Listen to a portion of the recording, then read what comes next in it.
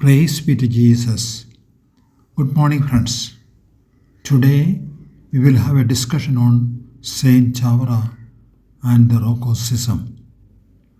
ചാവറയച്ചനും റോക്കോസ് ശീശ്മയും ആദിമ നൂറ്റാണ്ടിൽ സ്ലീഹന്മാരുടെ നേതൃത്വത്തിൽ തിരുസഭ വളർന്നു. റോമായിൽ ആദ്യത്തെ 3 നൂറ്റാണ്ടുകൾ മതപീഡനം അനുഭവിക്കേണ്ടി വന്നുവെങ്കിലും അതിനുശേഷം സമാധാനപൂർണ്ണമായിരുന്നു റോമൻ സഭ. പൗരസ്ത്യ സഭകൾ ബാബിലോൺ, കാൽദിയ, മെസപ്പൊട്ടേമിയ, അസീറിയ, പേർഷ്യ എന്നീ പേരുകളിൽ അറിയപ്പെടുന്ന വിശാലമായ കിഴക്കൻ പ്രദേശങ്ങൾ AD 228 മുതൽ AD 760 വരെ ഭരിച്ചിരുന്നത് സസേനിയൻ രാജവംശമായിരുന്നു. AD 3-ാം നൂറ്റാണ്ടിൽ പേർഷ്യ മഹാരാജ്യം ഭരിച്ചിരുന്ന സാപ്പോർ ഒന്നാമൻ എന്ന ചക്രവർത്തി ഷാഹിൻഷാ അദ്ദേഹത്തിൻ്റെ സ്വന്തം മതം സൗരാഷ്ട്രനിസം പ്രചരിപ്പിക്കുകയും മറ്റ് മതക്കാരെ പീഡിപ്പിക്കുകയും ചെയ്തു. ആ കാലയളവിൽ തിരുസഭയ്ക്കും പീഡനങ്ങൾ അനുഭവിക്കേണ്ടി വന്നു. അതൊഴിവാക്കിയാൽ മറ്റുള്ള സമയം മുഴുവനും സസേനിയൻ രാജവംശത്തിൻ്റെ ഭരണകാലത്ത് സമാധാനപൂർണമായ അന്തരീക്ഷമുണ്ടായിരുന്നു. തിരുസഭ ഈ അവസരത്തിൽ കിഴക്കൻ പ്രദേശങ്ങളിൽ വ്യാപിക്കുകയും വളരുകയും ചെയ്തു. ഏറ്റവും പ്രധാനമായിട്ട് സെലൂസ്യസ് സെസിഫോൺ എന്ന സ്ഥലത്ത് ക്രൈസ്തവരുടെ എണ്ണം വർദ്ധിച്ചു വരികയും അവർ ശക്തരായിത്തീരുകയും ചെയ്തു. സെലൂസ്യസ് സെസിഫോൺ പേർഷ്യ മഹാരാജ്യത്തിൻ്റെ ക്യാപിറ്റലായിരുന്നു. തിരുസഭയുടെയും ക്യാപിറ്റൽ സെലൂസ്യസ് സെസിഫോൺ തന്നെ. മാർത്തോമാ ശ്ലീഹയുടെ മക്കൾ. മാർത്തോമാ ശ്ലീഹയുടെ കാലം മുതൽ കാൽദിയൻ സഭയും മലബാർ സഭയും പരസ്പരം സഹായിച്ചിരുന്നു. നിസ്ബിസ് സഭയുടെ പഠന കേന്ദ്രമായിരുന്നു. സുറിയാനി ദൈവശാസ്ത്രവും ലിറ്റർജിയുമെല്ലാം അവിടെ അഭിവൃദ്ധിപ്പെട്ടു വന്നു. പിന്നീട് നിസ്ബിസിലെ പഠന കേന്ദ്രങ്ങൾ എദേസായിലേക്ക് മാറ്റപ്പെട്ടു. വിശുദ്ധ എഫ്രൈം ജീവിച്ചിരുന്നത് എദേസായിലാണ്. സുറിയാനി ദൈവശാസ്ത്രവും ആരാധനാക്രമവും അവിടെ അഭിവൃദ്ധിപ്പെട്ടു വളർന്നു. 1498 വാസ്കോ ദി ഗാമ കോഴിക്കോട്ട് കപ്പലിറങ്ങി. അങ്ങനെ പോർച്ചുഗീസുകാർ ഇന്ത്യയിലെത്തി.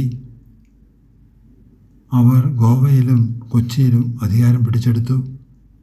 ഭദ്രവാദ ഉടമ്പടി പരിശുദ്ധ സിംഹാസനമായിട്ടുണ്ടാക്കി. 1514 മുതൽ അവർ സഭാധികാരവും കൈക്കലാക്കി. കുനകുരിശ് സത്യം. അങ്കമാലി അതിരൂപത കൊല്ലാഹെന്തോ of all of India Abraham മെത്രാപ്പൊലീത്തയാണ് ഭരിച്ചിരുന്നത്. അബ്രഹാം മെത്രാപ്പൊലീത്തയെ അവർ നാടുകടത്തി.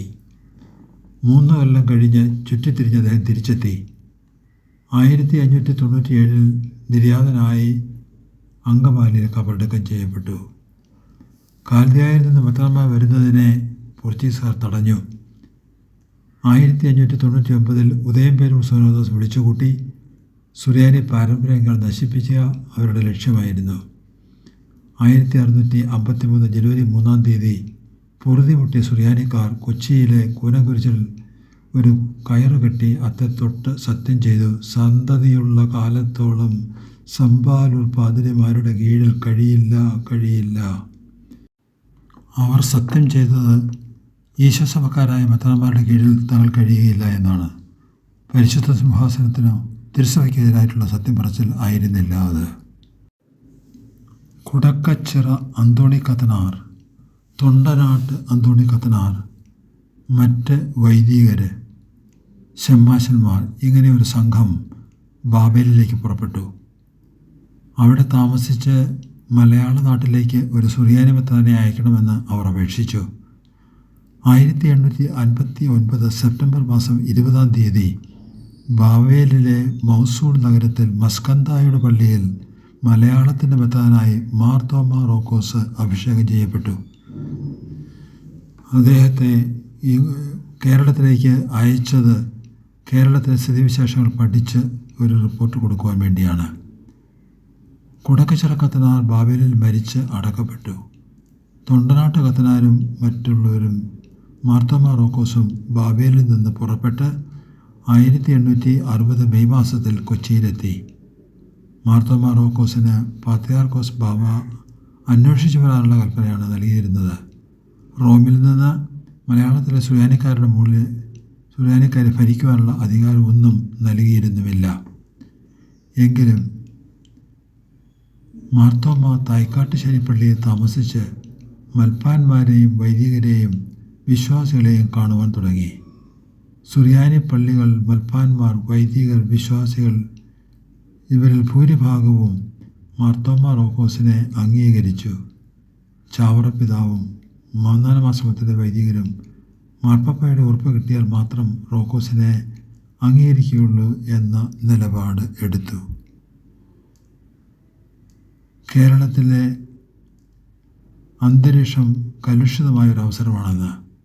ശീശ്മയ്ക്കെതിരായിട്ടുള്ള യുദ്ധം, വിശുദ്ധ പത്രോസിൻ്റെ സിംഹാസനം റോമാ സിംഹാസനത്തോട് ഐക്യപ്പെട്ട് നിലനിൽക്കണമെന്നുള്ള ബോധ്യം ചാവറപ്പിതാവിനുണ്ടായിരുന്നു.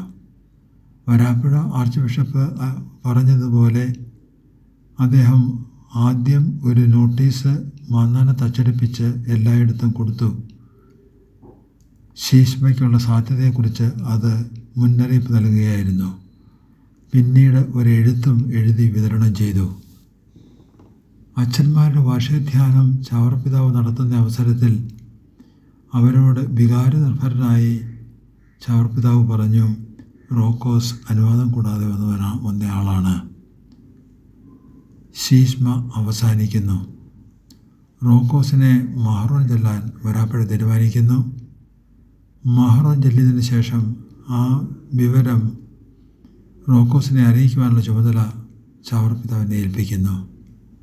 അദ്ദേഹം ഒരു CMI, ഒരു കർമ്മലിത്ത വൈദികൻ്റെ കയ്യിൽ റോക്കോസിന് കൊടുക്കാനുള്ള കത്ത് മഹറോനെ സംബന്ധിച്ചുള്ള വിവരം കൊടുത്തുവിട്ടു. ജീവൻ പോലും അപകടത്തിലാക്കി അത് അവിടെ എത്തിച്ചതിന് ശേഷം ആ വൈദികൻ തിരിച്ചെത്തി. പിന്നീട് റോക്കോസിന് തൻ്റെ ബാവായിൽ നിന്ന് കത്ത് ലഭിച്ചു. തിരിച്ചു ചെല്ലുവാനായി ആവശ്യപ്പെട്ടുകൊണ്ട് ഉള്ള കത്തായിരുന്നു അത്.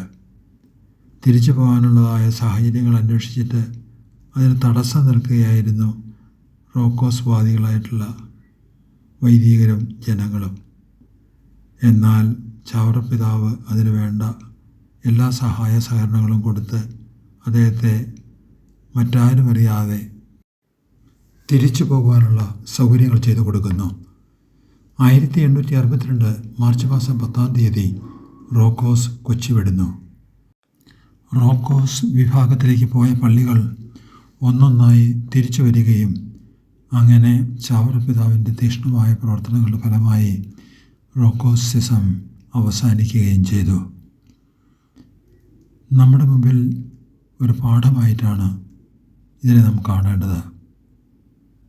ദൈവത്തിൻ്റെ പരിപാലനയിൽ അവിടുത്തെ തിരുസഭയെ കർത്താവ് സംരക്ഷിക്കുന്നു. നരകവാതിലുകൾ അതിനെതിരായി പ്രബലപ്പെടുകയില്ല.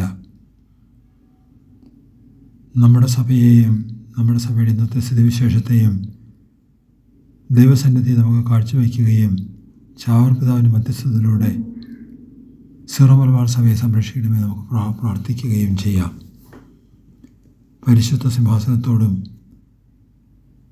മാർപ്പാപ്പായോടും വിധേയത്വം പുലർത്തി ഐക്യപ്പെട്ട് എല്ലാവരും മുന്നോട്ട് പോകുവാനും തിന്മയുടെ ശക്തികളെ പരാജയപ്പെടുത്തുവാനും ഉള്ള അനുഗ്രഹങ്ങൾക്ക് വേണ്ടി നമുക്ക് അപേക്ഷിക്കാം.